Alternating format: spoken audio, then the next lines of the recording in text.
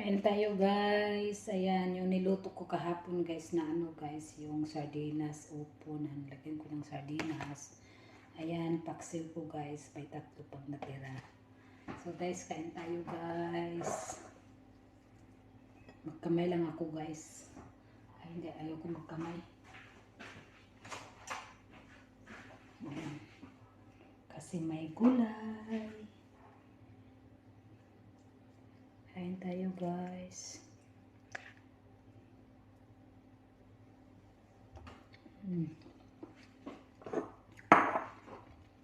Malamig pa din yung ko guys, gulay.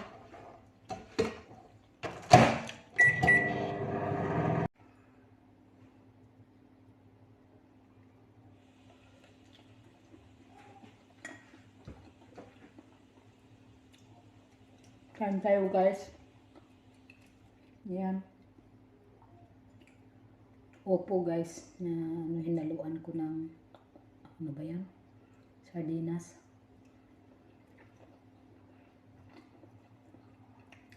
Ang partner ko guys is paksiw.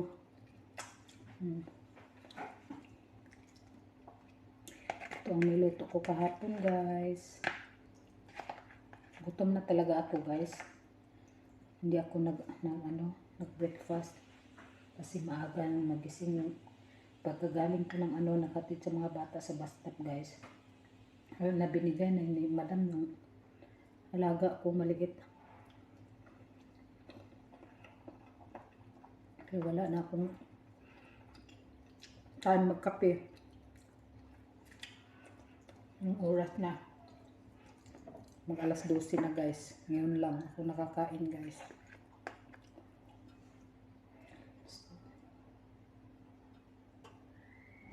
Parang gising na ata yung alaga ko.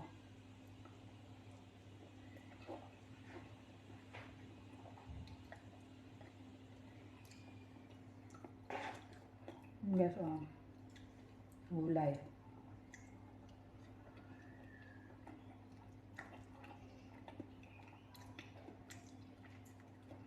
Ayos naman kami mamaya guys.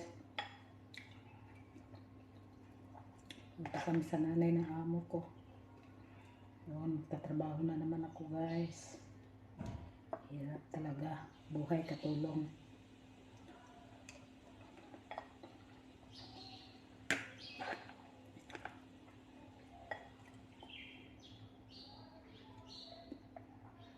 Ito ang na-miss ko sa Pilipinas guys.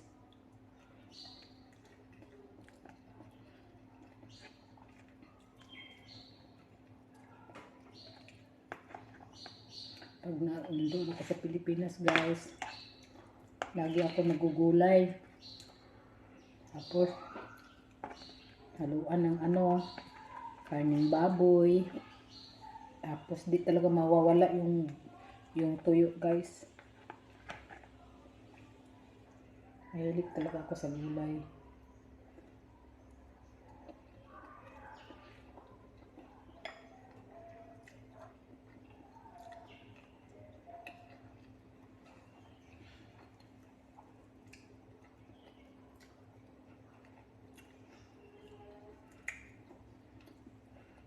Tatlo na lang natira sa paksiw ko guys.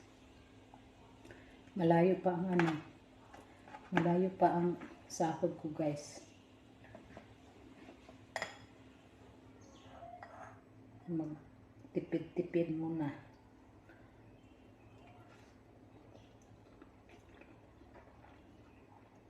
Meron pa naman akong gulay doon guys. Kulang yun.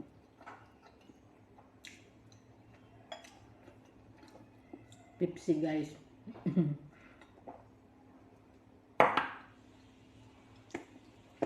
Panglaban sa kabag. Si sardinas.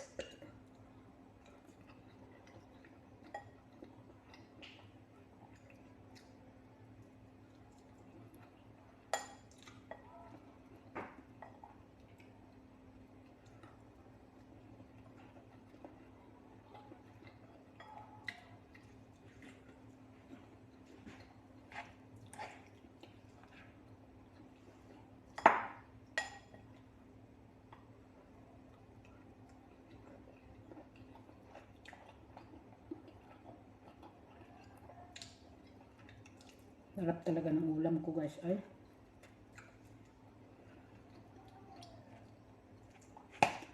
nagising na yung alaga ko.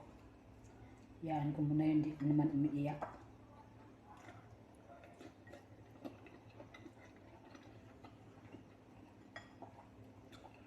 Naglinis na ako lahat. Ngayon, ano na lang, bantay na ako sa bata.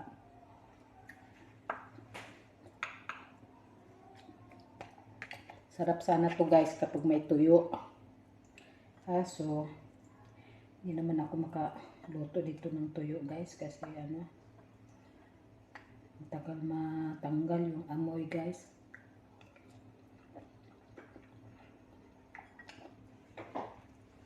Itong amo kong babae, ayaw ng amoy ng ano, isda. Itong amo kong lalaki guys, okay lang kasi kumakain naman siya ng tuyo.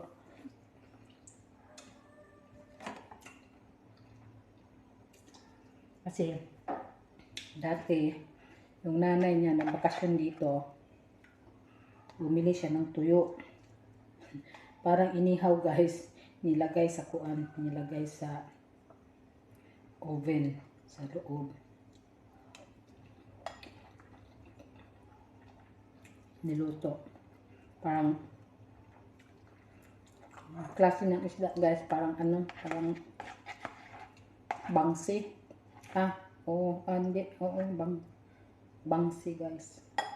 Yung mahabang isda, tapos mahaba ang musok. Yun, yung biniling isda. Hindi, ano na lang nila guys, kinain lang nila, sulo lang. Hindi sila kumakain ng kanin. Parang ginawa ng agahan, yung breakfast.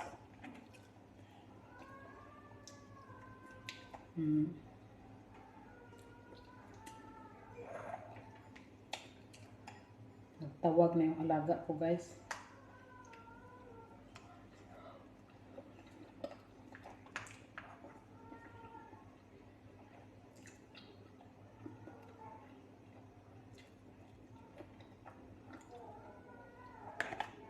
May update ngayon si YT Studio. Hindi na daw ano, hindi makikita natin yung ano natin guys, yung earnings. Babalik daw yan ilang buwan pa kasi may issue daw.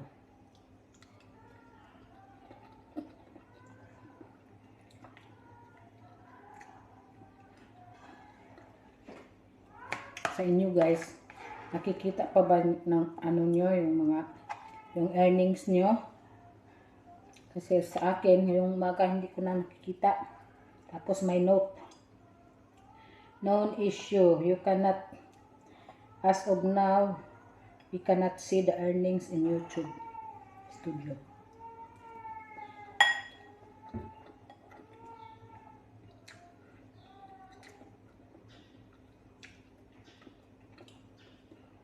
Wala naman daw problema sa channel mo. Yan. Ano lang, parang may issue sa YouTube, sa YT Studio. Not affected in your monetize in your channel.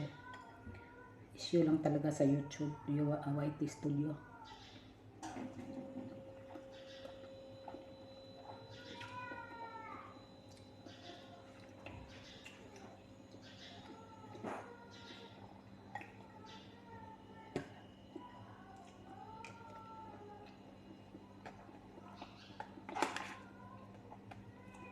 Lapit na akong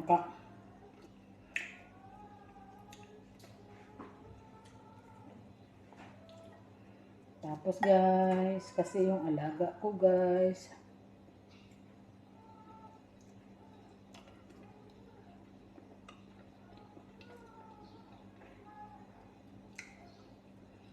nagising na. Buti na lang nagising guys.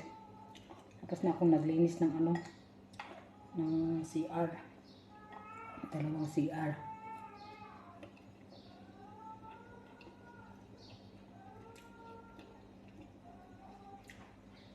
Ang alaga kong yan guys.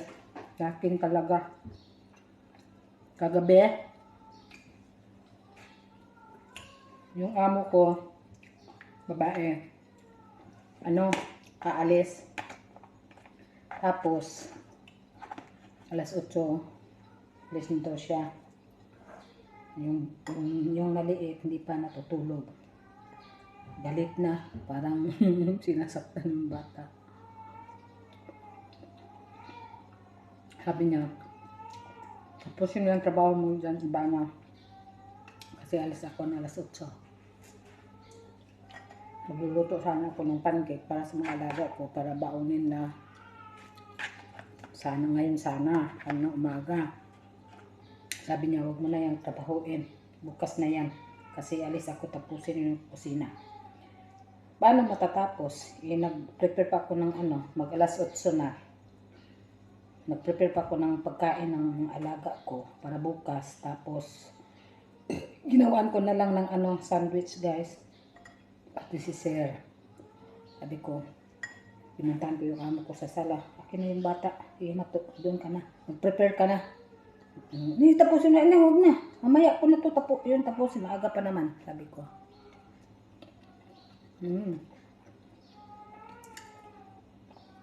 Kasi kawawa ang bata.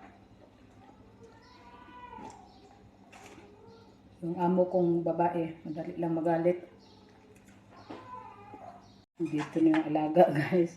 Dinala ko na sa kusina. Kasi umiyak. Malapit na rin ako matapos.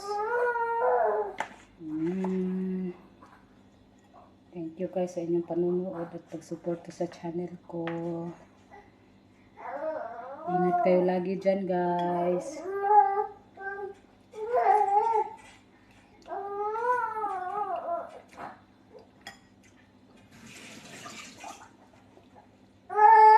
Hanggang dito na yung video ko guys. Thank you po sa inyong panunood at pagsuporta sa channel ko.